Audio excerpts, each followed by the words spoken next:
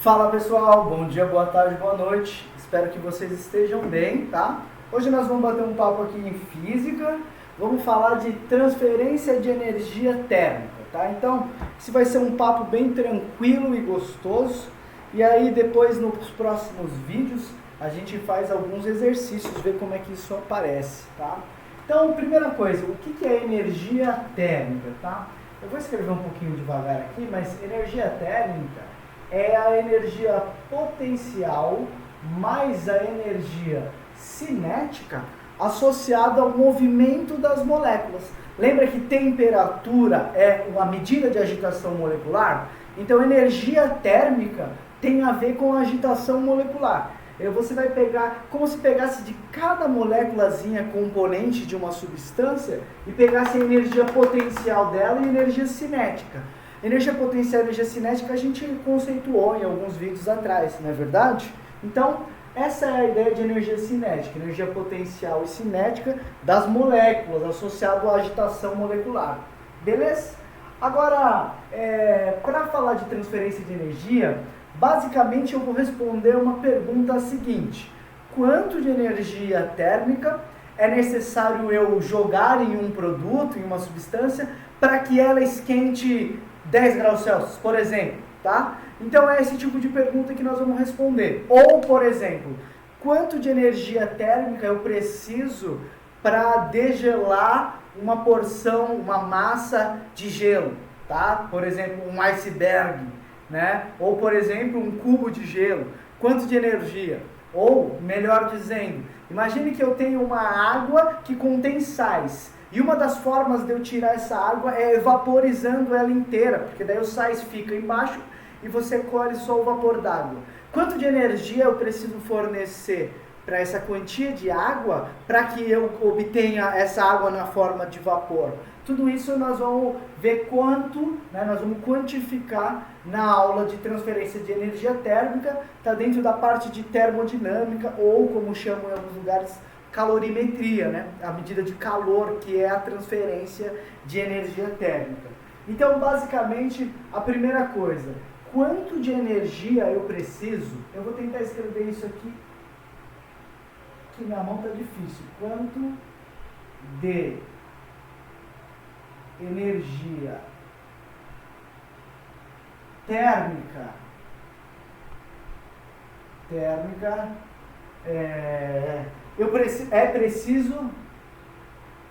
é preciso melhor, né?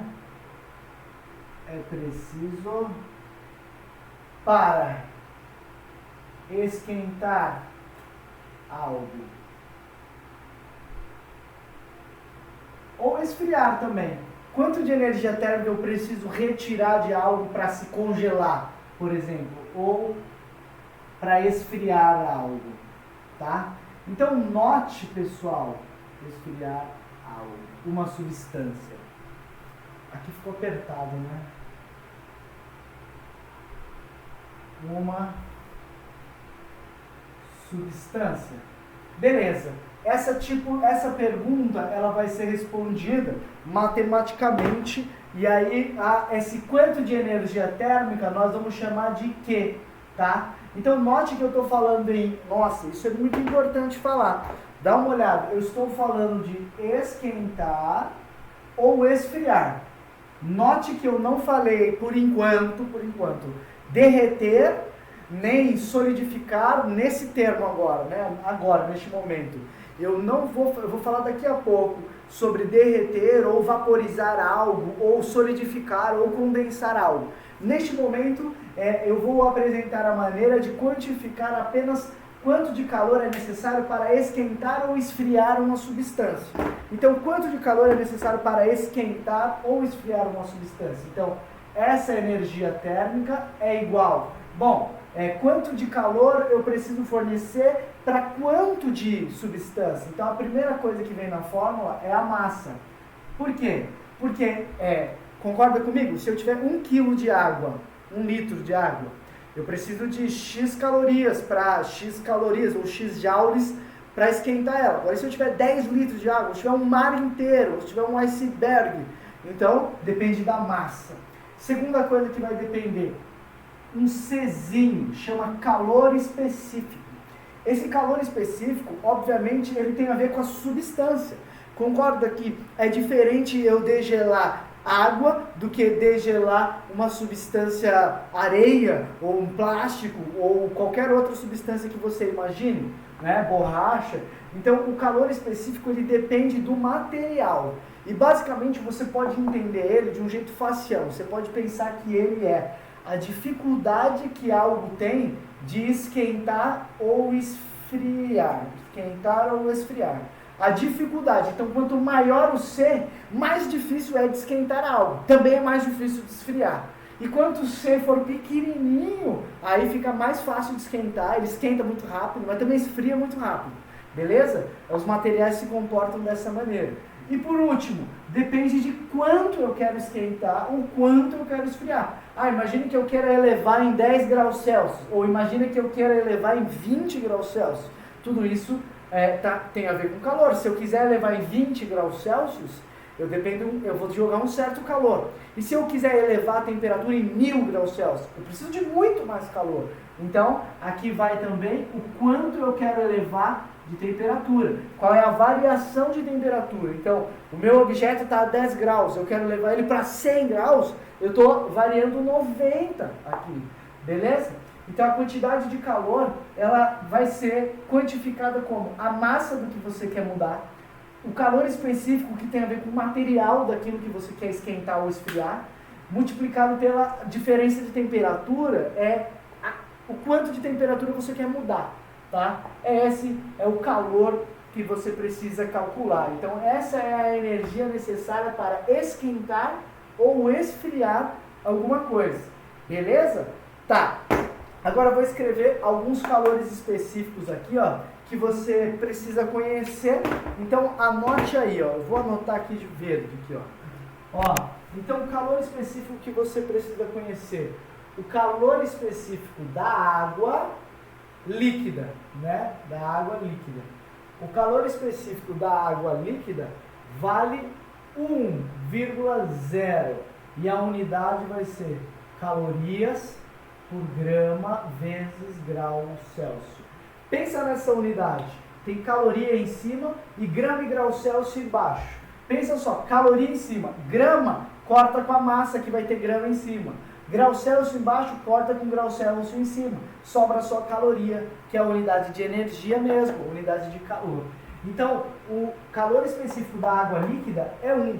Vou colocar outros dois para você. O calor específico da água gelo, né? Da água sólida, do gelo. O calor específico do gelo é 0,5 calorias por grama vezes grau Celsius. Último. Calor específico da água vapor, tá? Do vapor de água. Anote isso aí. Calor específico dele vale 0,48 calorias por grama vezes grau Celsius. Beleza? Então vamos fazer um mini exercício, um exemplo, eu diria. Vamos fazer um exemplo aqui, ó. Um exemplo de, vamos pegar uma pergunta assim. Para esquentar 1 litro de água, então eu tenho 1 litro de H2O e eu quero esquentar ela de 10 graus Celsius até 80 graus Celsius, tá? Eu quero esquentar ela de 10 para 80 graus Celsius, eu quero fazer um chazinho, beleza? Para fazer esse chá, quanto de calor eu preciso fornecer para essa amostra? Olha como é simples, né? Então, vamos lá. O calor que eu preciso mandar para essa amostra é igual a massa de água. Bom, aqui eu tenho o volume da água, né? 1 litro de água. Mas se você lembrar da densidade da água, a densidade da água diz que a cada 1 litro eu tenho 1 quilo, é a densidade da água. Ou a cada 1 metro cúbico eu tenho 1000 quilos. Então, são formas de você pensar. Acho que o mais interessante é, a cada 1 litro eu tenho 1 quilo de água, tá? Essa é a densidade da água. Então, se eu tenho 1 litro, eu tenho 1 quilo. Beleza? Só que aqui está em grama, ó, note que está em grama. Então eu tenho que usar 1000 gramas, vezes o calor específico da água líquida, tá? Por que é líquida? Porque estava a 10 graus Celsius. Se está a 10 graus Celsius, a água encontra-se no estado líquido, beleza? Não é porque a gente teria que escolher um desses três, mas como eu tenho a temperatura inicial, eu sei que a água partiu do estado líquido e ela continuou no estado líquido, porque a 80 graus ainda não chegou aos 100, porque é a partir dos 100 graus Celsius que a água passa do estado líquido para vapor. Fechou? Então, beleza. E esse ΔT? Esse ΔT é a variação de temperatura. Você pode fazer ela de cabeça e pensar, de 10 até 80, eu incrementei 70. Você pode pensar assim, pô, joga 70 ali, tá? Para aqueles que gostam de ser mais metódicos, você coloca temperatura final menos temperatura inicial. Pronto, fechou, fechou. E aí você vai ter 80 menos 10, 70, 70 vezes 1000, 7000, não é isso? Então o que vai dar, 70 vezes 1000, 70 mil, não é verdade? Porque se fosse 7 vezes 1000 seria 7000, 70 vezes 1000, 70 mil, perdão, 70 mil calorias. Então, quanto de energia térmica eu preciso? 70 mil calorias para eu esquentar uma água de 10 para 80 graus Celsius. Legal? Então, como eu quantifico a quantidade de calor necessária para esquentar ou para esfriar algo? Está aqui o conceito. O conceito é esse. Tá? A quantidade de calor é a massa vezes do que o material é feito, o calor específico, vezes o quanto eu quero esquentar ou o quanto eu quero esfriar. Está aqui. Beleza? A continha é simples. O entendimento que é bacana. Vale uma coisa interessante para a gente pensar, que é só uma curiosidade aqui, ó. Vou achar um canto da lousa para escrever. Aqui, ó. Vou escrever. Imagine só uma situação, não sei se todo mundo já foi, mas imagine uma situação onde eu tenha aqui assim, ó, é o mar, aqui é o mar, e aqui é a praia, né? É a areia da praia. Praia. Beleza? Beleza? Consegue entender essa visão de lado aí, tá? Aqui tem o coqueiro, tá? O coqueiro, ó as folhas do coqueiro, tá? Os coquinhos, beleza? E aqui é a praia, beleza? Show, né? Então, o que acontece que tem a ver com a nossa matéria aqui? Bom, o que tem a ver com a nossa matéria é que em cima lá da praia, aqui, ó, tem um sol, cara. Tem um sol, tá? O meu sol é esse cara aqui, ó. Beleza? Esse é um sol. Parece um ovo, mas é um sol. Então, olha só o que eu vou te contar. O calor específico da água, bom, a água líquida normal é 1. Da água do mar muda um pouco, mas eu vou dizer que é aproximadamente 1, tá? Então, o calor específico daqui, ó, é aproximadamente 1. 1 caloria por grau Celsius. Já o calor específico da areia, eu não me lembro exatamente o calor específico da areia, mas eu lembro que é um valor muito baixinho, que acho que eu vou chutar aqui 0,2, tá? Calorias por grama vezes grau Celsius, tá? Então, olha só, o calor específico da água é 5 vezes maior que o calor específico da areia, beleza? Então, vem cá, olha o que acontece, olha o que acontece. Olha a reflexão aqui pra gente entender junto isso. Durante o dia, o sol tá lá e ele joga calor para todo mundo, tanto para a praia quanto para o mar, para todo mundo. Só que quem esquenta mais rapidamente?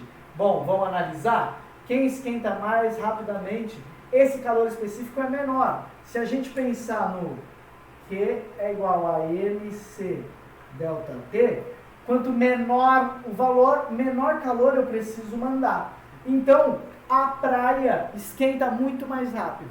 Não é à toa que se você já foi à praia ao meio-dia, num dia de muito sol, a areia queima os pés de tão quente. Você precisa ficar correndo de guarda-sol em guarda-sol de pessoas que você não conhece, para você não queimar o pé, ou andar de chinelo também é uma outra alternativa.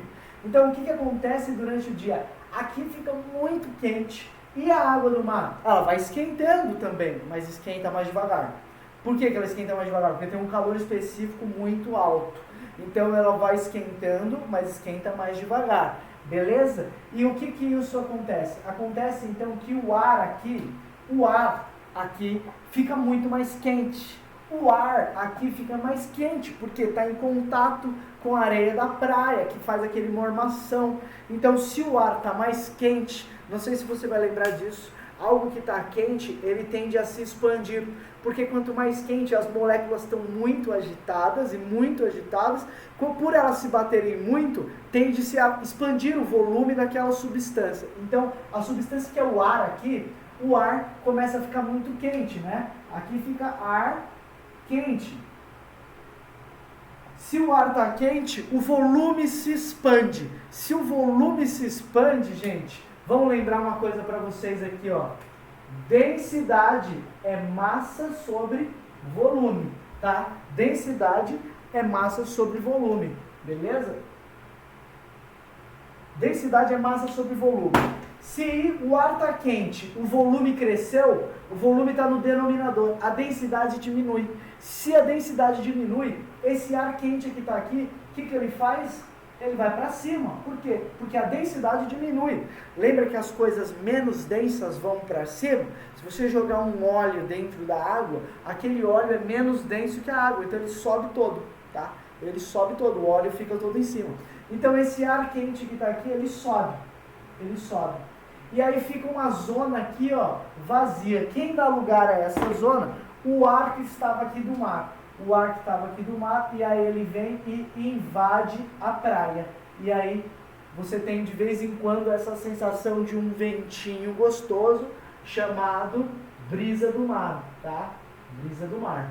A brisa do mar, então, é esse fenômeno ali que ocorre, beleza? Brisa do mar, vindo do mar. Portanto, o ar quente aumenta o seu volume, diminui a sua densidade, ele sobe e venta do mar para cá. Tudo isso ocorre graças à diferença de calor específico entre a areia e a água do mar, beleza? E a água do mar. Agora, mais uma curiosidade interessante para dizer. E vai passando o fim do dia, vamos pensar nessa mesma situação? Vai passar o fim do dia. Passando o fim do dia, o que acontece? O sol vai embora. Então, apaguei o sol ali, ó. Apaguei o sol pra gente. Vai passando o fim do dia, o sol vai embora. Pessoal, interessante lembrar que na praia, o que acontece na praia? Quando o sol vai embora, automaticamente, passa poucos minutos, a areia da praia já fica gelada. Por quê? Porque ela tem calor específico baixo. Então ela é mais fácil de esquentar, mas ela também é mais fácil de esfriar. Então, quando já o sol vai embora, já está escuro, a areia da praia está geladinha. E o mar? O mar que recebeu calor o dia inteiro, ele começou a esquentar um pouquinho, mas logo depois ele demora a perder calor. Por mais que o sol tenha ido embora, ele demora a perder calor porque ele tem um calor específico alto. Então, para aqueles dias que fez sol pra caramba durante o dia, quando você vai lá depois das 18 horas e entra no mar, você vai ver que o mar tem uma sensação de quentinho, né? Levemente mais quentinho do que durante o dia. Isso acontece porque ele demora a perder calor também. E aí o que acontece? Se esse lugar está mais quente que aqui, então aqui aparece o ar quente. Se aqui tem o ar quente, o volume cresce, a densidade, esse ar sobe. Se esse ar sobe, o que acontece de noite? Acontece uma situação inversa, porque aquele ar sobe, então o vento que vem da praia vai para o mar. E aí a gente tem a brisa terrestre, né? A brisa terrestre que sopra da terra para o mar. Beleza? Tudo isso acontece devido à diferença de calor específico da água do mar e da areia, que é muito baixo. Legal essa ideia, né? Legal essa curiosidade. Beleza? Por isso que é tão difícil congelar uma água, porque precisa de muito calor, né? Ou melhor dizendo, precisa se retirar muito calor da água para que ela congele, tá? Porque calor específico muito alto, beleza? Precisa de muito calor para variar a temperatura de uma água, né? Acabei de falar para congelar uma água, esquece isso, não é congelar, é esquentar ou esfriar uma água. Legal isso, né? Interessante, não é? Bom, agora vamos fazer mais um exemplo, mas vou fazer no próximo vídeo, falando de derreter ou vaporizar algo. Nesse ficamos apenas com esquentar ou esfriar. Beleza? Valeu, então até o próximo.